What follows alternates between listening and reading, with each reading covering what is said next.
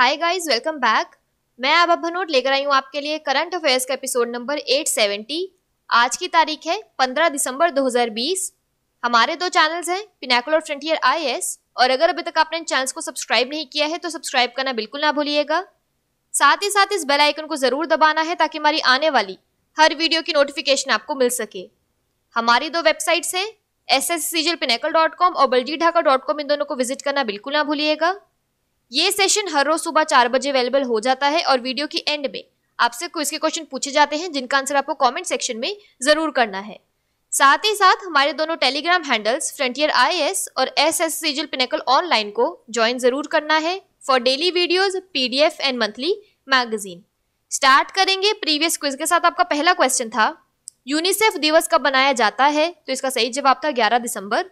और आपका दूसरा क्वेश्चन था, द प्रेसिडेंशियल ईयर्स नामक पुस्तक किसके द्वारा लिखी गई है? तो इसका सही जवाब था प्रणब मुखर्जी। स्टार्ट करेंगे आज के सेशन के पहले क्वेश्चन के साथ। यूनेस्को ने किस महान नेता के नाम पर रचनात्मक अर्थव्यवस्था के क्षेत्र में एक अंतर्राष्ट्रीय पुरस्कार शुरू करने का निर्णय लिया है? तो इसका सही जवाब है option number B, Sheikh Mujibur Rahman. UNESCO ने बंग बंधु शेख मुजीबर रहमान के नाम पर एक रचनात्मक अर्थव्यवस्था क्रिएटिव इकोनॉमी के क्षेत्र में एक अंतर्राष्ट्रीय पुरस्कार शुरू करने का निर्णय लिया है। नवंबर 2021 से युवाओं की वैश्विक आर्थिक पहल के लिए 2 साल में एक बार $50,000 का पुरस्कार दिया जाएगा। यह पुरस्कार रचनात्मक अर्थव्यवस्था के विकास में सांस्कृतिक कार्यकर्ताओं और संगठनों द्वारा की गई असाधारण पहलों को मान्यता देगा। यह पुरस्कार विश्व में बंग बंधु की विचारधारा को फैलाने का अवसर पैदा करेगा और सांस्कृतिक श्रमिकों को रचनात्मक अर्थव्यवस्था के विकास के लिए प्रेरित करेगा। यूनेस्को ने 2021 को international year of creative economy for sustainable development घोषित किया है। यहाँ पर एक क्विक रिवीजन की बात करें तो यूनेस्को का हेडक्वार्टर है पेरिस, फ्रांस में। विशाल वी शर्मा को संयुक्त राष्ट्र शैक्षिक, वैज्ञानिक और सांस्कृतिक संगठन यूनेस्को में भारत के अगले स्थायी प्रतिनिधि के रूप में नियुक्त किया गया है। बात करें बांग्लादेश की तो इसकी कैपिटल है ढाका और करेंसी है बांग्लादेशी टका। अगला प्रश्न है, राष्ट्रीय ऊर्जा संरक्षण दिवस कब मनाया जाता है? तो इसका सही जवाब है ऑप्शन नंबर सी, 14 दिसंबर। राष्ट्रीय ऊर्जा संरक्षण दिवस हर साल 14 दिसंबर को मनाया जाता है। ऊर्जा संरक्षण और ऊर्जा दक्षता के महत्व के बारे में आम लोगों में जागरूकता बढ़ाने के लिए ऊर्जा संरक्षण दिवस मनाया जाता है। ऊर्जा मंत्रालय के तहत bureau of energy efficiency BEE हर साल इस समारोह का आयोजन करता है। ऊर्जा संरक्षण अधिनियम को 2001 में ऊर्जा दक्षता ब्यूरो BEE द्वारा लागू किया गया था। ऊर्जा दक्षता ब्यूरो BEE एक संवैधानिक निकाय है जो भारत सरकार के तहत काम करता है और ऊर्जा के उपयोग को कम करने के लिए नीतियों और रणनीतियों के विकास में मदद करता है। यहाँ पर एक क्विक रिवीजन की बात करें तो इंडियन अक्षय ऊर्जा डे और रिन्यूएबल एनर्जी डे अगस्त 20 को मनाया जाता है। अगला प्रश्न है, निम्नलिखित में से किसने हाल ही में कृषि वस्तुओं के लिए एक electronic spot platform BEAM launch किया है? तो इसका सही जवाब है option number C, BSE। Bombay stock exchange ने अपनी सहायक कंपनी BSE इन्वेस्टमेंट लिमिटेड के माध्यम से कृषि वस्तुओं के लिए एक इलेक्ट्रॉनिक स्पॉट प्लेटफॉर्म लॉन्च किया है। BSE agriculture markets limited beam प्रधानमंत्री के एकल बाजार बनाने के दृष्टिकोण के अनुरूप एक संस्थागत electronic commodity spot trading platform के रूप में कार्य करेगा। बीम की मदद से एक राज्य में किसान दूसरे राज्यों के बाजारों में पहुंच सकेगा और अपनी उपज की नीलामी कर सकेगा। इससे किसानों और किसान कलेक्टर्स को गुणवत्ता के आधार पर अपने उत्पादों के सर्वोत्तम मूल्यों की खोज करने में मदद मिलेगी। यहाँ पर एक क्विक रिवीजन की बात करें तो लखनऊ नगर निगम ने हाल ही में नगर पालिका बॉन्ड जारी किए जो बॉम्बे स्टॉक एक्सचेंज BSE में सूचीबद्ध हैं। अगला प्रश्न है, सड़क परिवहन और राजमार्ग मंत्रालय ने हाल ही में किस देश के साथ एक समझौता ज्ञापन MOU पर हस्ताक्षर किए हैं? तो इसका सही जवाब है ऑप्शन नंबर बी, ऑस्ट्रिया। सड़क परिवहन एवं राजमार्ग मंत्रालय ने ऑस्ट्रिया गणराज्य के जलवायु कार्यान्वयन, पर्यावरण, ऊर्जा और नवाचार एवं तकनीकी मंत्रालय के साथ सड़क बुनियादी ढांचा क्षेत्र में तकनीकी सहयोग के लिए आज यहाँ एक समझौता ज्ञापन पर हस्ताक्षर किए। इस समझौते का उद्देश्य दोनों देशों में सड़क परिवहन, सड़क राजमार्ग बुनियादी विकास, प्रबंधन एवं प्रशासन, सड़क सुरक्षा, और कुशल परिवहन तंत्र के क्षेत्र में द्विपक्षीय सहयोग और साझेदारी को बढ़ावा देना है। यह समझौता दोनों देशों के बीच लंबित द्विपक्षीय संबंधों को मजबूत करने और पारस्परिक व्यापार को बढ़ावा देने और क्षेत्रीय एकीकरण के क्षेत्र में भी मदद होगा। इस समझौता ज्ञापन पर सड़क परिवहन एवं राजमार्ग मंत्रालय में अपर सचिव श्री केसी गुप्ता और ऑस्ट्रिया की राजदूत ब्रिगिटे ओम्पिगर वाल्शोफर ने हस्ताक्षर किए। बात करें ऑस्ट्रिया की तो इसकी कैपिटल है वियना और करेंसी है यूरो। अगला प्रश्न है, भारत और किस देश के बीच 26 मार्च 2021 को स्वाधीनता सड़क खोली जाएगी? तो इसका सही जवाब है option number C, Bangladesh. Bangladesh और भारत के बीच स्वाधीनता सड़क मेमोरी ऑफ इंडिपेंडेंस नाम की एक सड़क अगले साल 26 मार्च को बांग्लादेश की आज़ादी के 50 साल पूरे होने के अवसर पर खोली जाएगी। 17 दिसंबर को प्रधानमंत्री मोदी और उनके बांग्लादेशी समकक्ष शेख हसीना के बीच वर्चुअल शिखर बैठक का आयोजन किया जाएगा। समिट के दौरान कुछ अन्य परियोजनाओं के साथ साथ चिल्हाटी हल्दीबाड़ी रेल लिंक का उद्घाटन किया जाएगा।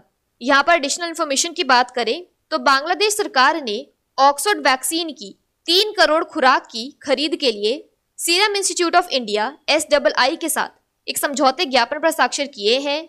यह टीका 50 लाख खुराक की 6 किश्तों में दिया जाएगा।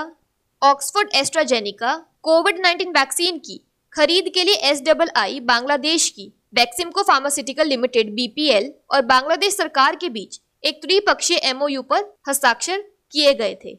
अगला प्रश्न है, पद्मश्री से सम्मानित विद्या वाचस्पति गोविंदाचार्य का हाल ही में निधन हो गया। वे किस क्षेत्र से जुड़े थे? तो इसका सही जवाब है ऑप्शन नंबर बी, साहित्य।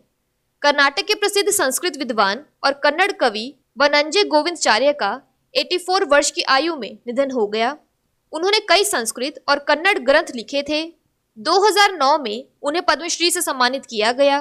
गोविंदाचार्य 13वीं शताब्दी के दार्शनिक और धर्मशास्त्री श्री माधवाचार्य के संपूर्ण ग्रंथों के अनुवाद और टिप्पणियों के लिए व्यापक रूप से जाने जाते थे।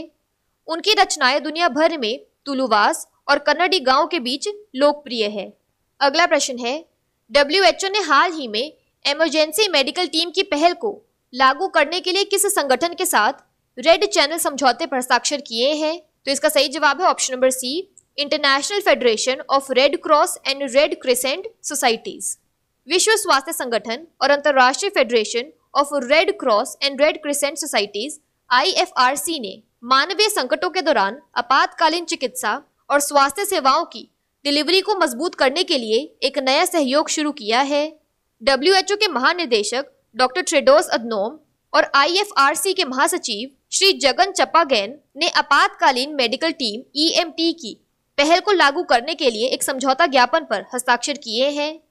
इस MOU को रेड चैनल समझौते के रूप में भी जाना जाता है।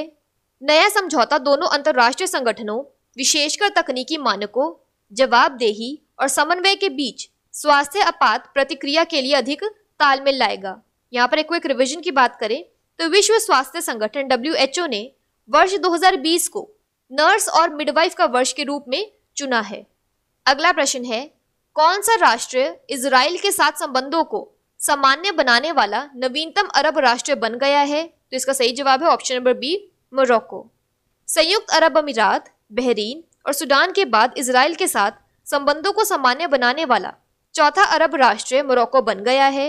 यह सौदे का एक हिस्सा है जिसमें अमेरिका ने पश्चिमी सहारा के ऊपर मोरक्को की संप्रभुता को मान्यता दे दी।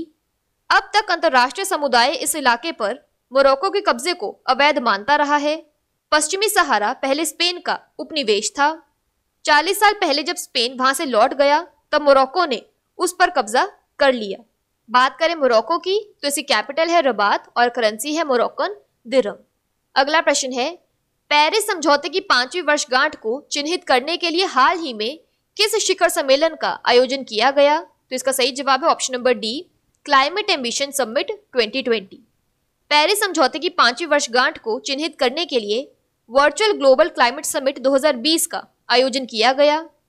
क्लाइमेट एम्बिशन समिट 2020 नाम से इस शिखर सम्मेलन की सह मेजबानी ब्रिटेन, संयुक्त राष्ट्र और फ्रांस द्वारा की गई। शिखर सम्मेलन को PM मोदी ने संबोधित किया।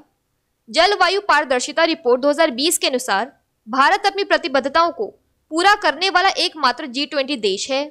भारत ने पेरिस समझौते 2015 के अनुसार जलवायु परिवर्तन के खिलाफ न केवल अपना लक्ष्य हासिल किया है बल्कि उससे आगे भी बढ़ गया है।